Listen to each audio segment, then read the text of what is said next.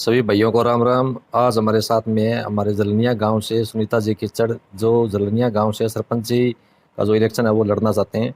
और इनसे पूछते हैं कि इनके मेन मुद्दे क्या हैं और किस मुद्दे पे ये इलेक्शन लड़ रहे हैं, और जो गांव के अंदर क्या जो मेन वो काम है जो ये करवाना चाहते हैं। तो बात करते हैं सुनीता जी से। राम राम जी। राम राम जी। राम राम जी। सुनीता जी, आप आंगनवाड़ी में सरकारी पोस्ट पे हो और आप सरकारी पोस्ट से आप जो इस्तीफा देकर इलेक्शन लड़ेंगे, तो आपको क्या लगता है कि ये सही रहेगा इस्तीफा देना और बाद में आप जो इलेक्शन लड़ेंगे?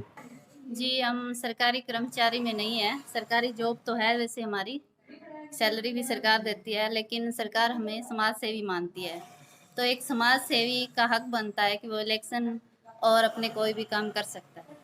तो नहीं, इसमें फिर आपको इस्तीफा तो देना पड़ेगा ना कि आप इलेक्शन लड़ेंगे, तो इसमें इस्तीफा आपको देना नहीं पड़ेगा? नहीं, हमें इस्तीफा नहीं देना पड़ेगा। हमने जो पहले कर्मचारी वाली कंडीशन थी, 2018 में हमारा जो आंदोलन हुआ, उसमें सरकार ने वो कंडीशन हटा दी गई है और आंगनवाड़ी कार्यकर्ता इलेक्शन लड़ सकती है। तो आपने देखा कि ये बता रहे हैं कि इनको इस्तीफा नहीं देना होगा, जो सरकारी नौकरी है उससे, तो ये साथ में इलेक्शन भी लड़ सकते हैं। तो आपके कौन कौन से मेन मुद्दे होंगे जो गांव में आप जिसके ऊपर जो इलेक्शन है जो लड़ना चाहते हैं? देखिए, मेन मुद्दे तो वैसे बहुत हैं, लेकिन हम कुछ काम अपने तरीके से ही करना चाहेंगे। जैसे गांव में ये होता है कि नालियां हैं, सड़कें हैं, या कोई ग्रांट है या बीपीएल कार्ड है। ये तो एक सरकार की योजना है, जो सरकार ने कंटिन्यू करनी ही करनी है। जिसको जो हक बनता है वो उसे मिलेगा। लेकिन इसके अलावा अगर हम सरपंच बनते हैं तो हमारे कुछ अलग ही मुद्दे होंगे, और हम गांव का डेवलपमेंट मतलब करना चाहेंगे, विकास करना चाहेंगे, तो वो एक अपने तरीके से ही करना चाहेंगे। जैसे गांव में सबसे ज़्यादा रोजगार की दिक्कत है, तो हम गांव वासियों को रोजगार की ही प्रबंध करवाएंगे। तो इन्होंने बताया कि जो रोजगार का मेन मुद्दा है, तो आप गांव के अंदर जो फैक्ट्री चला रहे हैं, तो इसके अंदर आपने गांव में कितना जो रोजगार दे रखा है आपने? मेरे पास गांव से जैसे 2-4 बाहर की आती हैं और 4-5 महिलाएं गांव की आती है। लगभग मैंने 8-10 लेडीज को रोजगार दे रखा है इसमें। और गांव के अंदर जो मेन समस्या है वो पानी की जो समस्या सबसे ज्यादा है गांव के अंदर, तो उसके बारे में आपने क्या सोचा है कि गांव के अंदर सरपंच बनने के बाद में आप पानी की समस्या को कैसे हल करेंगे? देखिए, पानी की जो समस्या है वो काफ़ी सालों से मैं देख रही हूँ कि हमारे गांव में बनी हुई है। जैसे जनसंख्या तो बढ़ोतरी हो रही है, लेकिन पानी स्टॉक का जो टैंक है वो हमारे गांव में सिर्फ एक है। और बीच में ये जो सरपंच साहब थे, एक ग्रांट आई थी शायद टैंक के लिए, लेकिन जो ज़मीन है वो आम लोगों ने कब्जा कर रखी है, जो पंचायती ज़मीन है। तो हमारा यही मुद्दा रहेगा कि पानी का जो स्टॉक का टैंक है वो एक और बनाया जाए गांव में, ताकि इस समस्या का समाधान हो सके। और गांव में एक जो आज के दिन चल रहा है कि लाल डोरे की जो आपने देखा होगा कि जो पंचायती जमीन की पैमाइश हो रही है, तो लाल डोरे की जो जमीन कई लोगों के घर के सामने है, तो वो आपको क्या लगता है कि जमीन वो उन लोगों की होनी चाहिए या पंचायत के हक में जानी चाहिए?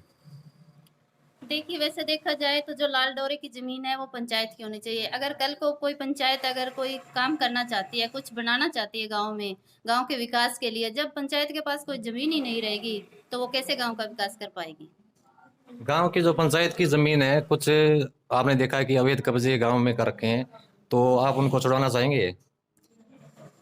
जी, कोशिश तो यही रहेगी कि जो अवैध कब्जे हैं वो छोड़े जाएं गांव में।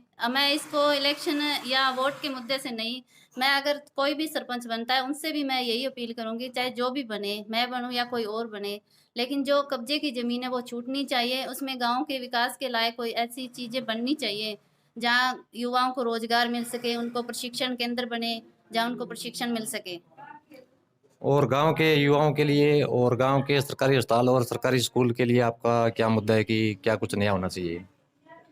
देखिए, मेरा मुद्दा ये है कि सरकारी, जैसे सरकारी स्कूल है, वैसे मैं काफ़ी टाइम से ये सोच रही थी। कई गाँव में कई सरपंचों ने बहुत अच्छा किया, मुझे बहुत अच्छा लगा और मैं उनसे प्रभावित भी हुई, और हमने भी कोशिश की कि हमारे गाँव में भी ऐसा हो। जैसे हम एक बच्चे की प्राइवेट स्कूलों में 50,000 60,000 रुपये सालाना फीस भरते हैं, तो हम अपने गाँव वासियों को समझाने की, उनको मोटिवेट करने की कोशिश करेंगे कि हर घर से अगर हम एक बच्चे के 60,000 भर सकते हैं, अगर हम हर साल 10 या 20,000 भी सरकारी स्कूल को दे पाते हैं, तो हम अच्छी बिल्डिंग उन बच्चों के लिए तैयार कर सकते हैं। उनको वो फैसिलिटी सरकारी स्कूल में दे सकते हैं जो हम प्राइवेट में दे रहे हैं।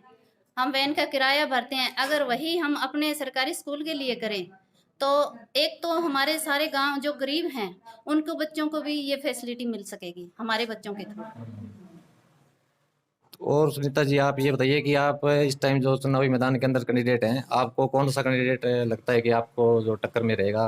रामचंद्र है और इमरान मास्टर है और सुशील बद्दू है।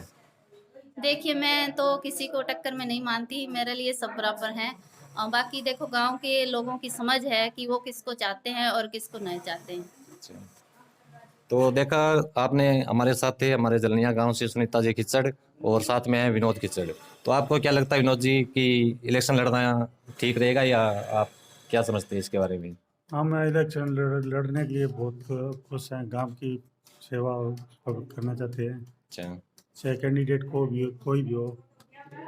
और आपका इसमें एक सुनने को आया है कि अगर जगदीश जी खिच्चड़ खड़े होते हैं इलेक्शन के अंदर, तो नहीं कोई बात। हाँ बोलो। तो जगदीश जी अगर खिच्चड़ खड़े होते हैं तो आप इलेक्शन लड़ेंगे या नहीं लड़ेंगे? हम इलेक्शन लड़ेंगे। अब हमने 2-2.5 साल से पहले तैयारी कर रखी है।